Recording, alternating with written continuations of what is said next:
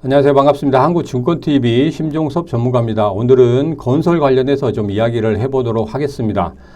시장에서 많이 소외되고 있죠. 많이 소외되고 있고 많은 분들이 거래를 안 하세요. 시장에서 완전히 소외돼 가지고 거래량도 없을 뿐더러 이전에 뭐 흐름이라든지 이런 부분이 전체적으로 다 깨져 있는 그런 부분이거든요. 그래서 하락 추세에 있는 그런 종목들이 상당히 많습니다. 자, 그래서 어느 정도는 좀 바닥을 좀 만드는 그런 종목들도 있기 때문에 오늘은 건설 테마에 대해서 좀 이야기를 해보도록 할게요. 자, 물론 여기에서 제가 건설 테마 이야기하면서 건설 테마가 앞으로 상승하겠다 이런 이야기보다도 지금 현재의 위치를 어떤 식으로 해석을 할 건지, 그리고 내가 가지고 있다고 하면 여기서 과연 버텨야 되는지, 아니면 여기서 매도를 하고 다른 테마군으로 간다든지 다른 종목으로 가야 되는지, 그런 부분에 대해서 좀 이야기를 해보도록 하겠습니다. 자, 그래서 오늘 뭐 자료를 준비해 왔지만 그 자료보다도 가장 중요한 건 이건 것 같아요. 지금 현재 부동산이라든지 이런 부분이 상당히 안 좋죠. 그죠? 부동산도 상당히 안 좋을 뿐더러 건설 경기도 상당히 안 좋습니다. 자, 건설 경기가 안 좋은 이유가 뭡니까? 제일 첫 번째 이유는 원자재 가격 상승이죠. 원자재 가격이 상승함으로 인해서 여러 가지로 부자재들이 전체적으로 상승하는 그런 분위기를 보이고 있습니다. 자, 일례를 들어서 뭐 전기료가 상승하니까 전기료 상승에 대해서 뭐 시멘트 가격이라든지 이런 부분이 오르게 되고, 시멘트 가격이 오르다 보니까 레몬콘 가격도 오르게 되고, 또 그러다 보니까 전체적인 분양가도 오르게 되죠. 이번에도 뭐 분양가가 예전에 정해져 있는 분양가보다 막상 이제 소비자들에게 갈 때는 그 분양가보다 더 높은 가격을 부르잖아요. 그런 경우가 많이 생겼습니다. 자, 그렇기 때문에 여러 가지로 좀 어려운 상황이에요. 건설 경기가 상당히 좀 어려운 상황이고, 또 하나의 그 이유는 뭐냐면 중국 경기가 상당히 안 좋죠. 중국 경기가 안 좋은데 중국의 부동산이 전체 그 경제에 중국 경제의 4분의 1 정도를 차지하고 있거든요. 근데 헝다그룹이라든지 이 좀 대기업인 이런 부동산 관련 그런 회사들이 지금 자금 경색에 좀 처해 있어서 여러 가지로 좀 어려움을 겪고 있습니다. 자, 그렇지만 이게 이제 뭐 부도가 난다든지 아니면 회사가 쓰러진다든지 이런 경우까지는 안 가도록 계속적으로 중국 정부에서 좀 막고 있죠. 그리고 최근에 또 1조 위안 정도 해서 전체적으로 경제를 살리기 위한, 그리고 인프라에 투자하기 위한 국채를 발행한다고 합니다. 자, 이런 부분을 볼 때 전체적으로 지금 시장 상황이 안 좋긴 하지만 어떻게든지 부양 정책을 만들어 가지고 좀 경기를 좀 살리려고 해요. 그리고 중국 경제가 살아나기 위해서는 건설 경기가 먼저 살아나야 되잖아요. 그죠? 건설 경기가 먼저 살아나야 되기 때문에 1차적으로 계속적으로 그 건설 쪽에다가 많이 투자를 할 겁니다. 자, 그렇기 때문에 어느 정도는 그 투자에 대해서 우리가 직접적으로 수혜를 받을 수는 없지만 어느 정도 건설 경기가 좀 좋아지고 한다고 하면 우리에게도 조금은 좋아지는 그 흐름을 좀 가지지 않을까, 뭐 좀 생각을 해봅니다. 그러나 지금 현재로서는 조금은 어려운 상황이 있다. 이렇게 생각하고 하나씩 살펴보도록 하겠습니다. 자, PF 대출 동맥경화 푼다 해서 이달 20일부터 대출 보증을 확대한다고 하죠. 자, 좋습니다. 대출 보증을 확대하고 여러분 뭐 여러 분야에서 돈을 풀어서 조금이라도 건설 경기를 살리기 위한 그런 노력은 상당히 좋은데, 지금 현재 뭐 보증 규모가 15조 원에서 25조 원으로 확대되고 대출 한도도 전체 사업비에서 50%에서 70% 확대한다, 이렇게 이야기가 나오고 있지만 지금 부동산 시장이 완전히 경색됐잖아요. 그렇기 때문에 조금 지금은 좀 살리기가 좀 어렵지 않나 이런 생각을 합니다. 또 프로젝트 파이낸싱 PF가 지금 같은 경우에 조금 좀 위험한 그런 위기설도 좀 있거든요. 그죠? 그 전부터 위기설이 나왔는데 계속적으로 위기설만 나오지 실제적으로 어떤 뭐 효과가 나타난다든지 어떤 안 좋은 소식이 나온다든지 이런 건 없었거든요. 그래서 그 내부적인 것까지는 제가 확인을 지금 하고는 있는데 확실히 확인은 안 됐어요. 그렇지만 조금은 지금 안 좋아지고 있다는 것은 조금 지표상 좀 나타나고 있거든요. 그리고 중소형 건설업체 같은 경우에는 좀 부도가 나는 경우도 상당히 많습니다. 통계에 따르면 한 11개 업체 정도 좀 쓰러졌다고 합니다. 자, 그렇지만 지방에 있는 아주 작은 건설업체 같은 경우에, 그리고 하청을 받는 건설업체들 같은 경우에는 상당히 많이 쓰러지는 경우가 있었거든요. 그래서 그런 부분 생각해 볼 때 지금 현재로서는 건설 경기가 이렇게 프로젝트 파이낸싱 대출 보증 확대, 또 금융 공급 확대로 인해서 갑자기 좋아진다든지 그러기는 조금 어렵지 않나, 이런 생각을 좀 하고 있습니다. 자, 그 다음에 좀 보죠. 자, 열왕국 부도에 이스라엘 하마스 전쟁까지 건설업에 혹독한 겨울 한파가 온다. 이거였습니다. 앞서 이제 설명을 드렸지만 지금 현재 보면은 11곳이 부도 나왔다고 제가 말씀드렸죠. 자, 이거는 뭐 건설 그쪽의 업계에서 통계를 낸 거기 때문에 이것으로만 제가 말씀을 드리도록 하겠습니다. 뭐 제 주위에서 뭐 작은 하청업체라든지 이런 부분에 대해서까지 이야기하기엔 좀 그렇고요. 그래도 11곳 부도에 또 이스라엘 하마스 전쟁까지 일어난다. 그래서 중동 쪽에 저희들이 건설 업체가 좀 가 있잖아요. 그쪽에서 수주를 좀 많이 받고 있고, 그런데 그런 수주를 많이 받은 것이 이렇게 이 전쟁으로 인해서 조금 타격을 받을 수 있다, 이렇게 생각을 합니다. 자, 이게 지금 뭐 전쟁이 좀 길어질 수도 있다는 지금 이야기가 좀 나오고 있죠. 물론 뭐 지상군이 투입이 되느냐 안 되느냐에 따라서 약간 좀 달라지긴 하지만 지상군이 투입이 된다고 하면 조금은 전쟁이 길어질 수 있다, 이렇게 예상을 하고 있습니다. 자, 그렇지만 되도록이면 확산되지 않고 그렇게 지냈으면 좋겠지만은 오늘 같은 경우에는 이란 제재에 대해서 또 이야기가 나왔죠. 미국에서 이란에서 원유를 수출한 그 대금을 동결을 또 시켰습니다. 그죠? 이 앞전에는 풀어줬었는데 이번에 다시 동결을 시켰어요. 그게 정치적인 이유 때문에 그렇기도 하고, 이란이 하마스의 배후다, 이런 식으로 나타난 건 없지만 그런 식으로 지금 정치권에서 그런 식으로 이야기가 나오면서 이란 제재에 대해서 다시 한번 이야기가 나왔거든요. 자, 이란이 어떻게 나서느냐에 따라서 좀 달라집니다. 자, 이란 같은 경우에는 지금 경제가 좀 안 좋죠. 경제가 상당히 안 좋은 상황에서 그렇게 동결을 시켜버린다고 하면 이란 입장에서는 긍정적으로 나올 수가 없죠. 그죠? 긍정적으로 나올 수가 없습니다. 그래서 그런 부분이 조금 생각해 보면 이 전쟁이 단순하게 단기적으로 끝날 만한 그런 것은 아니지 않나, 이런 생각을 하고 있습니다.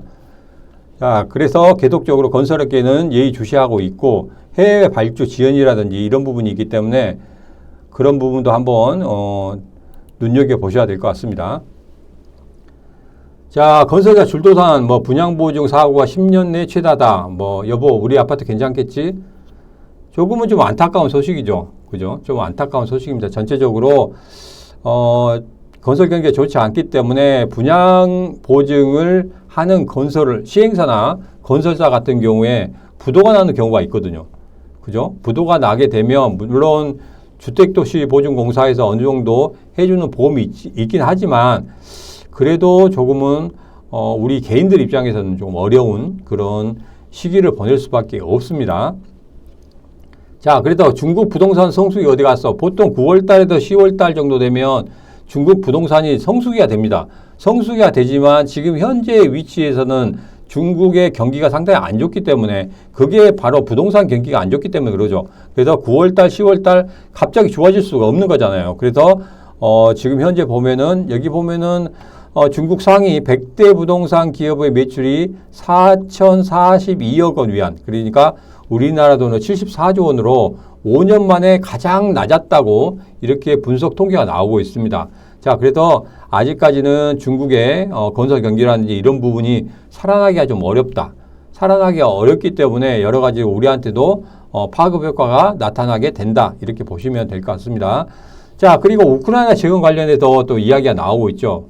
자, 우리가 좀 러시아 우크라이나 전쟁이 일어날 때 단기간에 끝난다고 예상을 했었습니다. 모두 전문가들이 그렇게 예상을 했는데 의외로 그 예상을 깨고 지금 장기적으로 지금 이어지고 있잖아요. 그래서 지금 앞서 중동 관련해서 우리 삼성물산이라든지 현대건설이라든지 이쪽에서 계속 수주를 받아 나가고 있는데, 이런 부분이 조금은 좀 중단되는 그런 사태가 없어야 되겠지만 그런 것까지도 한번 좀 대비를 해야 되지 않나 그렇게 생각을 합니다. 자, 우크라이나 재건 관련해서도 이야기가 나오고 있어요. 여기서 가장 중요한 건 이겁니다. 재건 관련해서 이야기가 나오고 있고 앞으로 재건을 할 거니까 우리 건설 업계에서도 분명히 수혜가 있을 것이다 이렇게 예상하고 지금 현재 이 전에 뭐 우크라이나 관련해서 재건 관련해서 이야기가 나오게 되면 계속적으로 주가가 상승하는 흐름을 가졌습니다. 자, 그런데 여기서 보면요. 한국 기업은 현지 법인과 같은 접근성이 없고 우크라이나는 여행 금지 국가로 자유로운 이동이 어렵다. 그리고 인도주의적 성격이 강한 재건 사업이기 때문에 의외로 수익성이 낮을 수가 있다. 이렇게 이야기하고 있습니다. 자, 이런 부분은 체크를 하셔야 돼요. 이런 부분 체크를 하셔야 되고 그리고 가장 중요한 부분이 있습니다. 물론 우리가 우크라이나에 대해서 지원을 해주긴 하지만 유럽이라든지 미국에서는 지원을 대폭적으로 해주잖아요. 그렇기 때문에 만약에 우크라이나가 재건 사업이 시작된다고 하면 전쟁이 끝나고 재건 사업이 시작된다고 하면 어느 쪽에서 먼저 들어가겠습니까? 미국이나 유럽 쪽에서 먼저 들어가겠죠. 왜? 유럽은 접근성이 강하잖아요. 그죠? 접근성이 상당히 좋기 때문에 바로바로 투입할 수 있습니다. 그렇지만 우리 같은 경우에는 그쪽에 뭐 어떤 건설 장비라든지 이런 부분이 투입돼야 되는데 굉장히 거리가 멀잖아요. 그렇기 때문에 그런 접근성이라든지 그런 부분이 좀 취약하기 때문에 의외로 장비가 들어간다든지 뭐 이런 부분에 대해서는 조금 좀 생각을 해봐야 되는 그런 위치가 아닌가 이렇게 생각을 하고 있습니다. 자, 그 다음에 앞서 말씀드렸듯이 중국 경제부양위해 국채 183조 규모를 발행을 하겠다 하고 이야기가 나왔습니다. 자, 이 이야기는 앞으로 계속적으로 좀 이슈화가 될 수 있는 그런 부분이고 그렇기 때문에 이런 부분은 좀 체크를 하시면서 과연 어느 쪽으로 가는지 10월 달 안에 지금 어떤 계획이라든지 이런 부분을 발표하기로 했거든요. 그래서 이 발표를 보시고 어느 쪽에 돈이 많이 들어가는지 그리고 어느 쪽을 더 살리려고 하는지 그런 부분을 체크를 하시면 되겠습니다.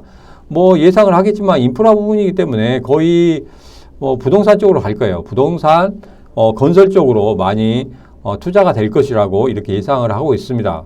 중국 경제 4분의 1이 그런 식으로 되어 있고 지금 현재 시진핑 주석 같은 경우에는 어떻게든지 경제를 살려야 되거든요. 그죠? 경제를 살려야지만이 자신의 입지가 더 강해지기 때문에 무조건 살리려고 할 겁니다. 그렇지만 이게 경제가 중국 하나만 가지고 이런 식으로 지금 독단적으로 떨어져 있다고 생각하면은 물론 살리기 쉽겠지만 여러 가지 대외적인 매크로의 변수가 상당히 많잖아요. 그렇기 때문에 그런 매크로 변수까지 다 생각하면서 경제를 살리기 위해서는 조금은 계획이라든지 이런 부분에 대해서는 좀 강한 드라이브를 좀 걸어야 되지 않나 이런 생각을 좀 하고 있습니다. 자, 그 다음에 전기요금 인상으로 해서 건설업계 철근, 시멘트 등 원자재 값이 재상승의 우려가 있다. 이렇게 이야기가 나오고 있습니다.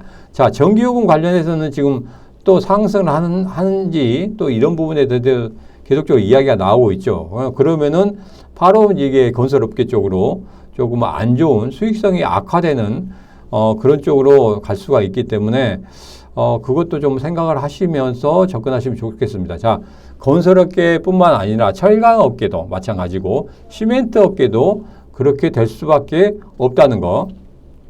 시멘트 같은 경우에는 전기요금이 차지하는 비중이 한 25% 정도 됩니다.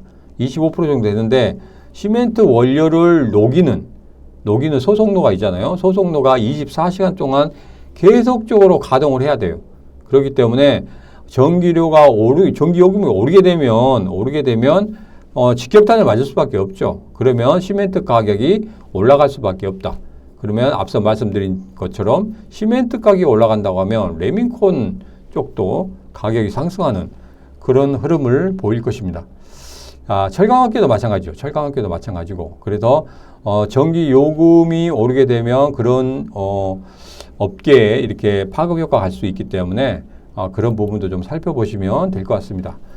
자, 그리고 시멘트 값 인상이 됐죠. 다 한일 시멘트도 6.8% 정도 인상한다고 하고 그리고 앞으로 계속적으로 올릴 수 있는 그런 여건이 있습니다. 뭐 전기요금이라든지 뭐 다른 요금들이 계속적으로 공공요금이 오르게 되면 직격탄을 받을 수밖에 없어요. 자, 그래서 그런 부분을 좀 생각하고 접근하시면 건설업계가 그렇게 지금 아직까지는 좋지는 않지만 어떻게든지 중국의 건설업계가 좀 살아난다고 하면 우리도 거기에 대해서 낙수 효과로 좀 효과를 좀 받을 수 있지 않을까 이런 생각을 합니다. 자, 그래서 모든 간단히나마 전체적으로 건설 관련해서 건설 테마에 대해서 조금 이야기를 좀 해봤는데요.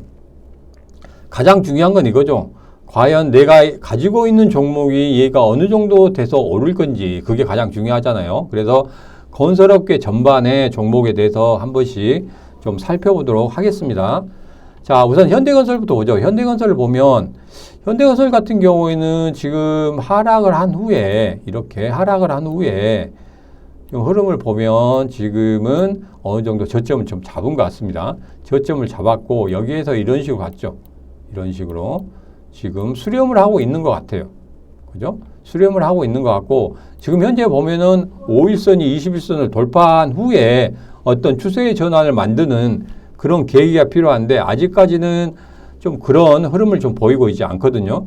그리고 간간히 뭐 장대 양봉을 세우면서 어느 정도 뭐 흐름을 좀 바꾸려고 추세를 좀 전환을 시키려고 하고 있긴 하지만 아직까지는 거래량이라든지 이런 부분이 조금 약하죠. 그죠? 거래량이라든지 이런 부분이 좀 약하기 때문에 건설업계 전반이 시장에서 좀 소외되고 있기 때문에 이런 뭐 현상이 좀 나타나긴 합니다.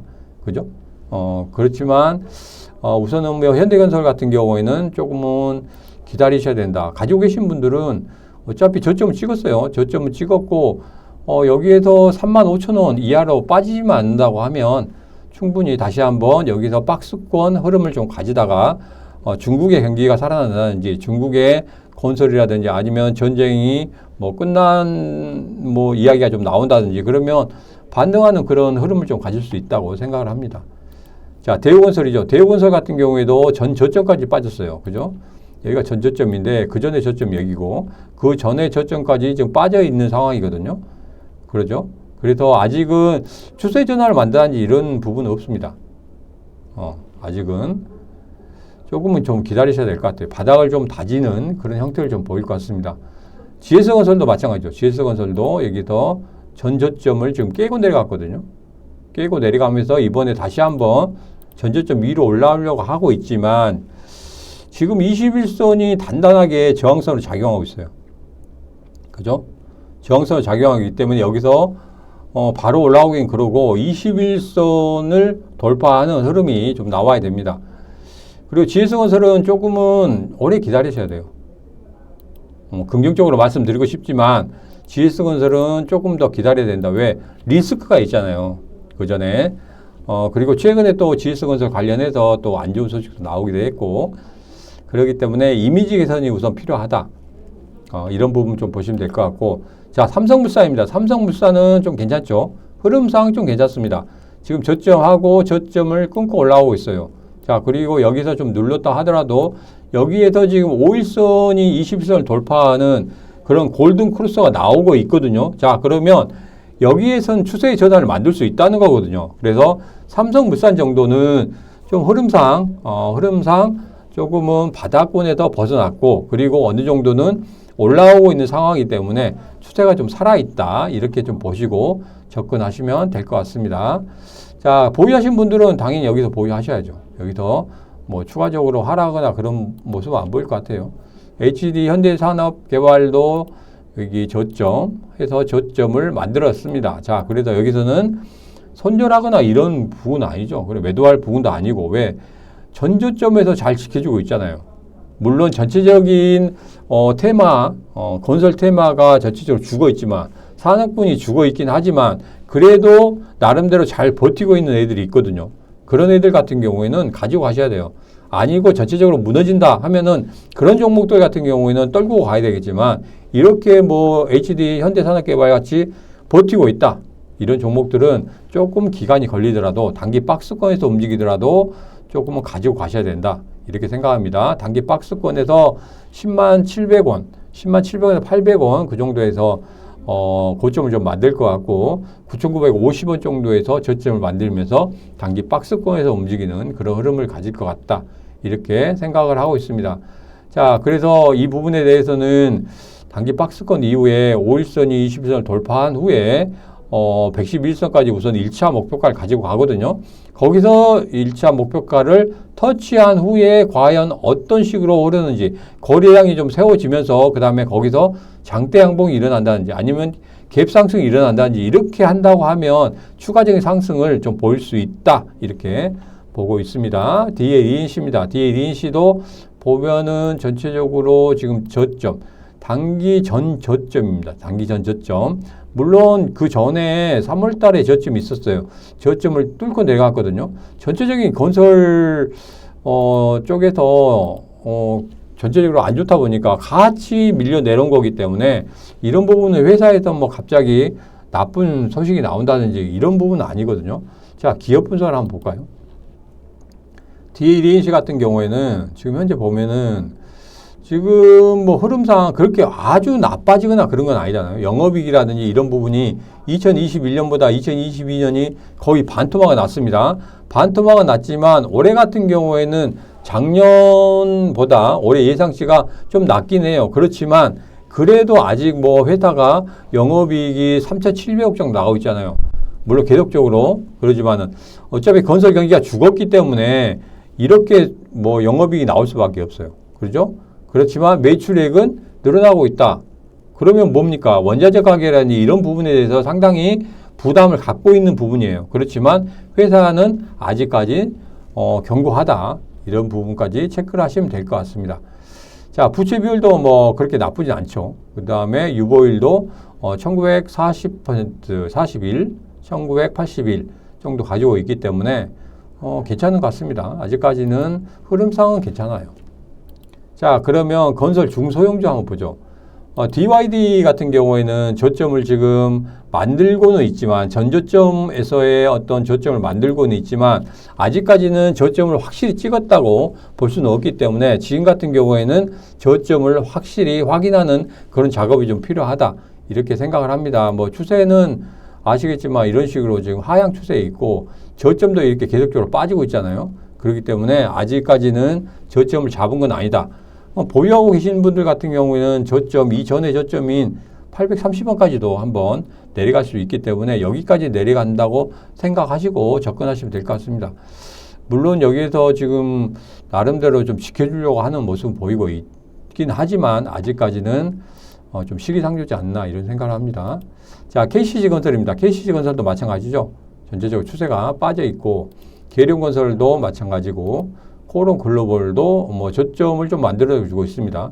나름대로 저점 만들어주고 있기 때문에 여기서는 추가적으로 빠지는 않을 것 같아요. 마찬가지로 앞서 봤던 종목들과 마찬가지로 단기 박스권에서 흐르면서 어느 정도 에너지를 응집해 놔야지만 다시 한번 상승할 수 있는 그런 흐름을 좀 만들 수 있을 것 같습니다. 자, 동부건설도 마찬가지죠. 동부건설도. 전체적인 건설주들이 다 그렇습니다. 한신공항도 마찬가지고 최저점을 지금 만들고 있어요. 그죠? 최애 저점을 만들고 있어요. 거의 1년 52주 최애 저점을 만들고 있는 것 같아요. 자, 서희건설 같은 경우에는 잘 지켜주고 있죠. 그죠? 삼부토건. 삼부토건은 잘 아시겠지만 이게 뭐 테마주로 좀 엮여 있기 때문에 이게 건설주보다 테마주로 엮여 있기 때문에 얘가 좀 올라가는 거고 지금 현재 위치를 좀 보면 1차적으로 한번 상승을 했죠. 1차적으로 여기서 상승을 크게 했습니다. 자, 중간에 여기서 한번 꺾이고 그 다음에 또 올라갔다가 꺾이고 올라갔다가 파동을 다 만들었습니다. 만든 다음에 고점을 찍고 지금 내려오고 있잖아요. 그죠? 여기서 찍고 내려오면서 파동을 좀 넓게 가지고 있어요. 올라갈 때는 급하게 막 올라갔다가 내려올 때는 조금 파동을 크게 만들고 있기 때문에 지금 현재의 추세는 하락 추세입니다. 하락 추세이기 때문에 지금 같은 경우에는 보유하고 계신 분들은 어느 정도 털어야 되는 그런 위치에 있다. 이렇게 말씀드립니다.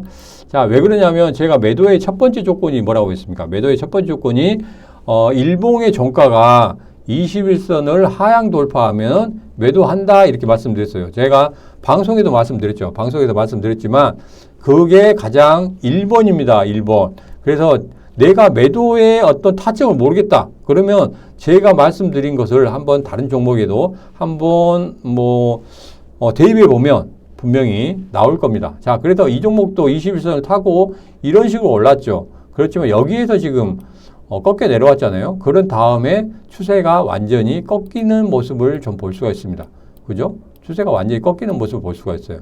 그래서 여기에서 매도를 하셨다고 하면 이전에 다시 한번 반등을 해서 올라올 때도 충분히 같은 가격대이기 때문에 여기에서는 반드시 매도를 해야 되는 그런 구간이었다. 이렇게 말씀을 드립니다. 자, 그리고 화성산업 같은 경우에도 저점을 만들고 단기 박스권을 만들고 있습니다. 동원개발도 마찬가지죠. 동원개발도 전 저점인 이 부분까지 오지는 않을 것 같아요. 지금 어느 정도는 자리를 잡은 것 같습니다. 자리 잡았지만 조금 다시 한번 상승적으로 움직이기에는 좀 시간이 좀 많이 걸리지 않나 이렇게 생각을 하고 있습니다. 자, 일성건설도 마찬가지죠. 저점 만들고 있고 IS동소도 IS동소는 아직 저점을 만들었다고 할 수가 없겠네요. 이런 식으로 좀 빠져가고 있고 저점도 이런 식으로 빠져가고 있기 때문에 아직까지는 이렇게 추세가 전체적으로 하락이기 때문에 아직은 저점을 정확히 만들었다 이렇게 보기는 좀 어려울 것 같습니다. 전저점까지도 지금 한번 내려올 수도 있을 것 같아요. 자, 그리고 남광통도 마찬가지죠. 신세계건설 신세계건설도 마찬가지고 태영건설 전체적으로 금호건설은 계속적으로 추세가 하락 추세에 있고 까미유엔씨도 마찬가지고 범양건설도 마찬가지고 전체적으로 보면은 지금 현재 전체적으로 하락 추세에 있습니다. 하락 추세에 있고 지능기업도 마찬가지죠. 남아토건도 그렇고 한번 튀어 오르는 그런 흐름은 있었습니다. 그렇지만 이게 지속성이 없잖아요. 연속성이 없기 때문에 조금은 안타까운 그런 부분이 있습니다. 그리고 이화공영까지 이제 보면은 이화공영도 마찬가지예요. 이화공영도 한번 튀어오르긴 했지만 그 다음에 추세가 완전히 꺾였잖아요. 그죠? 추세가 완전히 꺾였습니다. 자, 그래서 여기에서 보면은 이거예요. 여기서 상승을 했습니다. 상승을 했지만 21선 타고 올라가다가 여기서 꺾이잖아요. 그럼 여기서 매도하시면 되네요. 그죠? 여기서 매도를 못했다. 그럼 여기서 또 한번 꺾이잖아요. 그럼 매도하시면 되는 거예요. 여기서 매도를 못했다. 여기서 다시 한번 올라왔다가 또 여기서 꺾이잖아요. 그럼 매도하셔야죠. 그죠? 매도의 기회가 3번이나 있었습니다. 3번이나. 다른 종목도 한번 볼까요? 시간은 그렇게 많이 허락이 되지 않았지만 그래도 한번 보겠습니다. 자, 그러면 동부건설도 여기는 특별히 나온 게 없네요. 3부토고는 봤었고 지금 건설주 같은 경우에는 그렇게 특별하게 지금 나온 게 없습니다. 그러나 이제 신세계건설 같은 경우 보죠. 신세계건설 같은 경우에도 단기적으로 좀 보면 여기서 상승을 했잖아요. 상승을 하고 여기에서는 지금 지켜주고 있죠. 그죠? 지켜주고 있습니다. 종가상이니까 종가상 저가는 건드렸긴 하지만 종가상 건드리진 않았잖아요. 그죠? 근데 여기에서는 종가상 건드렸단 말이에요. 그래서 매도 구간이 어디라고요? 여기였습니다. 자, 매도하고 난 다음에 어떻게 했습니까? 계속적으로 빠지지 않습니까? 자, 빠지고 난 다음에 뭐의 저항을 받죠? 여기에서도 21선의 저항을 받고 여기도 21선 저항, 21선 저항, 21선 저항 다시 한번 돌파하긴 했지만 여기서 다시 한번 21선 하향 돌파했기 때문에 여기서는 매도. 그죠? 그리고 전체적인 추세는 하락 추세. 그렇기 때문에 여기에서는 어떻게 한다? 여기서는 단기적으로라도 무조건 매도하고 보셔야 된다. 그죠? 21선이 그만큼 중요하다. 그리고 제 매도의 조건, 첫 번째 조건이 그만큼 중요하다는 것을 말씀을 드립니다. 자, 그래서 건설 관련해서 전체적으로 살펴봤어요. 물론 제가 긍정적인 말씀을 드릴 수 있겠지만 시간이 좀 길어졌네요. 긍정적인 말씀 드릴 수도 있겠지만 냉정하게 좀 보셔야 된다. 이렇게 생각하고 말씀드린 거기 때문에 건설주 관련해 가지고 이것 정도는 조금 더 봐줬으면 좋겠다 하는 종목이 있으면 댓글로 남겨주시면 제가 다시 한번 거기에 대해서 한번 더 영상을 찍든지 그렇게 해서 여러분들에게 조금이라도 도움을 줄 수 있는 그런 식으로 좀 진행을 해보도록 하겠습니다. 자, 그래서 오늘 전체적으로 건설주 관련해서 좀 살펴봤습니다. 그런데 흐름이 흐름이 아직까지는 살아날 수 있는 흐름은 아니에요. 그렇기 때문에 보유하고 계신 분들은 지금 뭐 역사적인 저점까지 내려왔기 때문에 여기에서는 앞서 말씀드린 대로 이제 단기 박스권에 만들어진다고 하든지 아니면 저점을 찍었다고 하는 그런 종목들은 지속적으로 뭐 가지고 가시고 그 다음에 저점을 만들었을 때 여기에서는 그 전에 물타기를 하시는 거 아니고 여기서는 어느 정도 저점을 계속적으로 만들어내고 그리고 5일선, 20일선을 돌파하는 골든크로스가 일어났을 때 추세의 전환이 일어나기 때문에 그때는 어느 정도 물량을 조금씩 분할 매수로 해서 늘려가시면서 단가를 낮추시면서 어느 정도 반등이 일어났을 때 그때 좀 빠져나오시는 게 어떤가 이렇게 생각을 하고 있습니다. 자, 오늘 전체적으로 건설주 살펴봤고요. 추가적으로 문의가 있으신 분은 항상 댓글에 남겨주시면 되겠습니다. 자, 그리고 뭐 좋은 말씀을 드리지 못해 상당히 좀 안타깝긴 하지만 그래도 오늘보다 더 나은 내일이 있고 오늘보다 더 나은 내일의 시장을 조금은 바라보면서 원해보면서 영상 마치도록 하겠습니다. 긴 시간 동안 영상 시청해 주셔서 대단히 감사합니다. 고맙습니다.